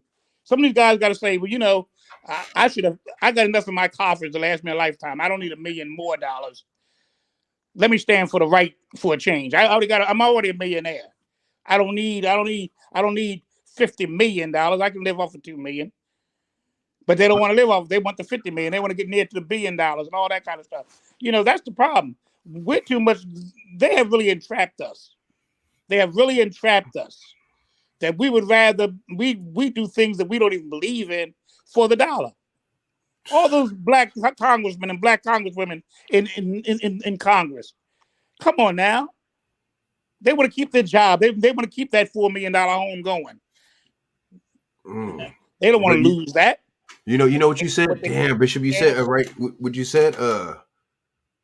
You made a good point, but I kind of lost my train of thought. But this is what I'll remember right now. But these people it's crazy because this is supposed to be okay. It's for one, it's a double standard. You know what I'm saying? Because they're supposed to be both celebrities. You know, Kamala Harris and Dungy. You know, in the world's eyes, right? And then two, the thing is, this is sick. You got a sitting vice president, right? Advocating for death of babies, bro. And this is supposed to be a person representing you. You see what I'm saying? In the government, bro. This is supposed to be somebody that you voted in to represent you and y'all best interests for this country, for this corporation. Excuse me. See, that lets you know it's a corporation because what real sitting vice president would advocate something like this? And look, why is it political? Why are you choosing a side? Why is it a political side? Just because you're a Democrat and you're a liberal, why do you have to jump on? on that side, that's controversial. If you ask me, killing some babies. You see what I'm saying? It's worse than controversy. It's murder. It's murder. It's murder, right? But it's just, it's murder. It's called like it is. Murder. It's too much of it. You know what I'm saying? But this is, I mean, we talk about China, and we talk about places. Oh man, China, places like that are worse than America. Shit, I'd rather be in America. You know what I'm saying? But damn, dude, y'all Chinese. You know what I'm saying? Y'all, you know what I'm saying? Leader, whoever, whatever he's called or whatever, he's not gonna go advocate killing the babies. Dude. Now they do have that population thing where a certain you could have a certain amount per household. But damn, man, it's like these people don't care about you because they're telling you to kill babies. They're telling you killing babies is all right. And why is she saying this? Because to get more people on board. To get so-called black women they put her up shit. as the voice of that. Biden steps back and puts her up as the voice of that. So she said, now she's become the abortion czar. she was supposed to be the border czar. She's now becoming the abortion czar. I'm about to say, how come that bitch ain't at the border? Isn't this bitch supposed to be at the border? Yeah, she's gonna be the czar. She's gonna be the czar. They go to the border czar. What do you say, Frank? She ain't got children, man. How these people that don't have the only wall they ain't got no children. They ain't trying to have no children. How do you wall. get to speak over people that do want to have children? She's at the border. She's at the vaginal wall. She's not at the border wall. She's at the vaginal wall, protecting it. Says she at the vaginal wall. Yes, she's at the wall. Now remember, she got two grown white children. She got 2 grown white children. Remember? Yeah, she don't have any of her own. And they have to be Jewish too, as well. This, you see how everything is like connect four, man, like connect the dots with this shit, dude. Like everything is just so perfectly, you know what I'm saying, aligned and shit, just to like fit and shit, dude. Like, I believe you know what I'm saying. The person that don't have no kids is with a so-called creed person, and then he got grown kids, and she's advocating for abortion though, but she don't have no kids. But you know what I'm saying? Like, and she's a LG, and she's pushing the LGBT, and I see why she pushing the LGBT because her husband looked like he got a little bit of sugar in his tank. So, you know what I'm saying? Let's keep it 100. You know, it's how political it is. They're all pushing. They're all on the same. She's all on the same agenda. I gotta be pro-gay. I got, you know what I'm saying, LGBT. I gotta be pro. I gotta push the creed people. I got to push abortions, all because these are leftist ideologies, these are leftist agendas, right? Right. Just, honestly, in a real country, it wouldn't be. It wouldn't be pushing it political like it would be so political like this. A vice president or a president. I'm sorry, this is ridiculous. And my bad. Breaking news, man. You know, this dude Biden talking about sending tanks to Ukraine. You see what I'm saying? Yeah, and it's just like, dude, you sending tanks to Ukraine, and they're talking about the mass shooters. The mass shooter in Monterey Park had a uncommon gun. What the hell is an uncommon gun? We're crazy, dude. We're crazy, man. We believe anything. And then they got a video of the dude. I could pull it up right now. A video of the. So you couldn't identify him for a whole day, but then you had video. Something's wrong with us, dude. We believe everything. You know what I'm saying? That they perpetuate and they push. Hey, look. You know what I'm saying? Let me say this, guys. Let me say this. You know why I like tripping with y'all, man? Y'all like connect, trying to put the pieces of the puzzle together. Now, Bishop, we were talking about the church thing. Yep. And the church came up today when I had a young lady come over here with to talk to me about things. She said, BJ, whatever happens or happened is all in the past. She said that I don't like, you may be a great person, but you expect everybody to be perfect. I said, I never say that. Where you getting that from? She was like, I'm an angry person sometimes, but I'm working on it. She was like, the Bible says that we all born in sin and don't cast no stone at nobody that you wouldn't cast yourself, right? Mm-hmm. That's cool if you say that, But yeah, you say you're working on it.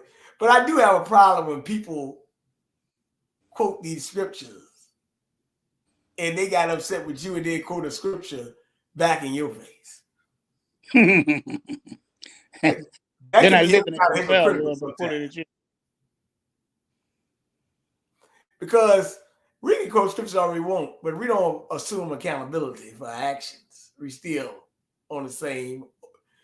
Don't touch that stereo. Don't touch that stereo. The tune not getting turned. You know what I'm saying? But nevertheless, this has all been very entertaining, very informative, and very, very, I would say, people got a lot of things they need to say off Frank tonight, right? You got to talk about what happened in California. I got to talk to Bishop about the Office of New Americans and here and there. And Shaq already talked to him about the Office of New Americans. I was talking about it when he came on. So, yeah, it's very interesting. Bishop, you got a show tomorrow night, so go ahead and go with it. Okay, tomorrow night, we'll talk with the G-Man, with your host, G. William Scott. We'll be discussing some of the things that we discussed tonight and so much more. We'll be discussing tomorrow night, 6 p.m. Eastern Standard Time on Real Talk with the G-Man Blog Talk Radio. Phone number is 563-999-3705 is our call-in number. We're looking forward to seeing you all tomorrow. We have some very interesting topics, I believe, that will be some of the stuff we talked about tonight, but as usual, so much more as well. So come on and be a part of it. I know everyone on this screen right now has been a faithful participant in it, and I really appreciate it. Be ready for some of the topics that we discussed tonight for you to expound on a little more. I'm gonna have a part that I'm gonna call open forum, and in open forum you'll be able to deal with the issues that maybe we didn't talk about tomorrow night that you think we need to talk about before we end the show. So thank you for the opportunity to be here with you, BJ, and to Shaq and the Stay right there. Stay right there. Let them close out because I got to make one announcement after this. So go ahead, Shaq and Frank, and one of y'all. Man, peace, man. Peace, man. Appreciate it, man. You know what I mean? Once again, having me back on this bad boy, you know what I mean? And, just to spit these facts over here, this truth, man, because, a lot of people don't got it, man. That's one thing people don't got, man. They got opinions and they ain't got the facts, man. They ain't got the truths, man. They ain't got the critical thinking and the, common sense, because it's not common anymore. You see what I'm saying? So, yeah, man, y'all could, check me out. You know what I'm saying? YouTube channel, XX Frank Nitty XX, man. I appreciate it. You know what I'm saying? Y'all subscribe, like, comment and all that good stuff. Yeah, man. And just, hit me up on Instagram if y'all want, man. Frank Jones 8115. You know what I mean? And yeah, tap in with me, man. And yeah, show some love, y'all. All right. Go ahead, Shaq. Yeah, man, I gotta say salute to you gentlemen, man, for black media, man, for y'all holding it down, man. You know what I mean? Talking about the things that, the things that's dear to us, man, the things that, affect us everyday life. And hopefully we can keep these platforms going, man. And we're moving into this new year. So like I say, each one teach one. We all reach some. You know what I mean? We just got to keep up the work, man. And hopefully we can get our platform to grow where we can get more eyes on us. You know what I mean? All eyes on us. Tupac said that. You know what I'm saying? Maybe he was a prophet. He said, all eyes on me. Maybe it's all eyes on Bishop. It's all eyes on Bernard. All eyes on Frank. You know what I mean? Let's do it, man. Y'all can catch me on CHAQ_Edwards at Instagram. Shaq Waller on YouTube. Let me say this. Y'all can give me a King BJ Johnson right here at kingbjmedia.com. You can give me at kingbjfitness.com, Bernard 1121, King BJ Fitness 32. There's both Instagram, Bernard Johnson Facebook. Let me bring this up. Last week, the U.S. debt ceiling hit. Got a lot of companies laying off. Economic recession. Even TD Jakes even said they were in recession. I'm thinking about it. That's kind of funny. The preacher saying that. Like, dang, you try to keep everybody in there, in a stupor. But he actually admitted it. Never mind that. Don't worry about it. Somebody told me TD Jake said to my recession. I said, well, dang, he must be really, somebody must be here to kick the bucket then. But nevertheless, we got to be prepared. And we got to be prepared. Like in the Simpsons movie, the cartoon, it showed you Bank of America had people running on the bank. They couldn't get their money. All right? Just letting you know, this is not going to be the first time. That was just a test run. What happened on them airplanes is a test run. They are running things on us at warp speed, as I would say right now. And we got to be prepared and things like that. But I started off the last 2 days telling you about the Office of New Americans. Read it, call the numbers, ask questions, see what they say. They might even say, we didn't know anything about it. Or you know about it because it's on your goddamn website. And we got numbers to prove it. But with that being said, that's all I had to say. So y'all take your time and y'all have a good night. All right, yo. Peace. Good night, guys. Good night. Word. Take it easy.